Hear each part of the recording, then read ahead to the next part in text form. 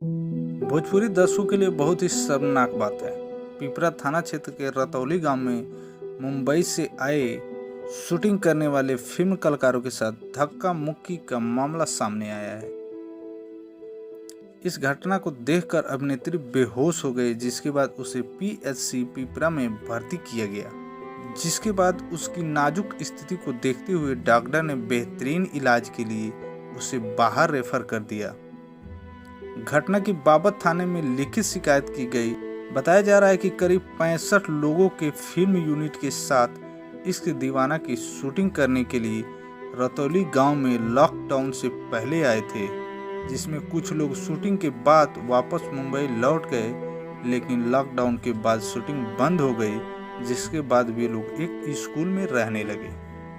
इस बीच जब बुधवार को वे लोग मध्य विद्यालय रतौली में खड़े थे तो आरोप है कि स्थानीय सुशील व सिंटू सिंह वहां आकर फिल्म यूनिट की लड़कियों का वीडियो बनाने लगे। इस बात का विरोध करने पर टीम के वर्कर के साथ मारपीट किया गया।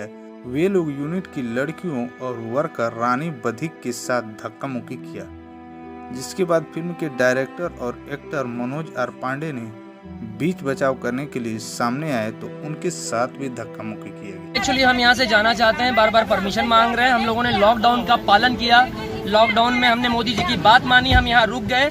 पर लॉकडाउन का मतलब ये नहीं है कि यहाँ के लोग, यहाँ के जैसे सुदीप सिंह राणा, चंदन सिंह या सुशील सिंह या सिंटू सिंह, ये लोग हमको डराने की कोशिश कर रहे हैं जबरदस्ती। मुझसे एक्स्ट्रा बजट पर भी साइन करवाया। मैंने साइन भी इसलिए किया ताकि मेरी यूनिट सुखी रहे, मेरी यूनिट को कोई तकलीफ ना हो। मेरी यूनिट की लड़कियों को ये कहा गया कि इनको लात मारकर निकाल दो, उनको खाना देने में तकलीफ दी जा रही थी। जब इन लोगों ने मुझसे शिकायत की, इनकी बात मैंने मानी और इनको मैंने अपनी तरफ से कैसे कैसे कोशिश करके जब मैं इनको बाहर भेज रहा था, मैं डेली फोन कर रहा था, या प्रशासन से भी पता कर सकते, मैंने सबको फोन किया परमिशन के लिए, जिसपे उनके बेटे जेपी सिंह ने कहा, चंदन सिंह ने कहा कि हम लोग अभी परमिशन लाकर दे रहे हैं।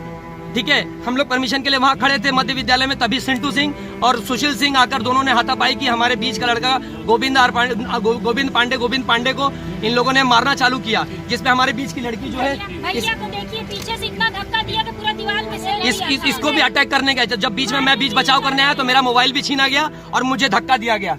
मैंने हाथ बिल्कुल नहीं उठाया है, सब लोगों ने देखा है। बहुत मजबूर होकर कैसे कैसे हम लोग वहाँ से प्रशासन पे यहाँ चौकी में आने की कोशिश की हम लोगों ने। बीच में इन लोगों ने एक उसकी गाड़ी भी खड़ी कर दी थी, पानी की गाड़ी। अब क्या चाहते हैं जब? सर मैं इंसाफ चाहता हूँ और इनको चाहता हूँ, इनको पनिश किया जाए ताकि ये दोबारा किसी के साथ ऐसी हरकत ना करे। हाँ बोल रही हूँ, नहीं बोल पा रही, बहुत तबीयत खराब है, चक्कर आ रहा है। हाँ तो मैं तो बोल ही रही हूँ, परेशान ना हो।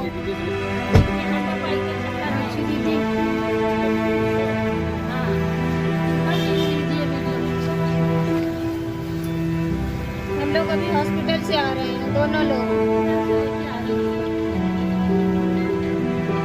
बहुत हालत खराब हो गई, सुई लगवाए, दवाई दिलवाए, तब जाके सांस में सांस आई, सांस भी नहीं ले पा रही थी थोड़ी देर पहले। इतनी तबीयत खराब थी।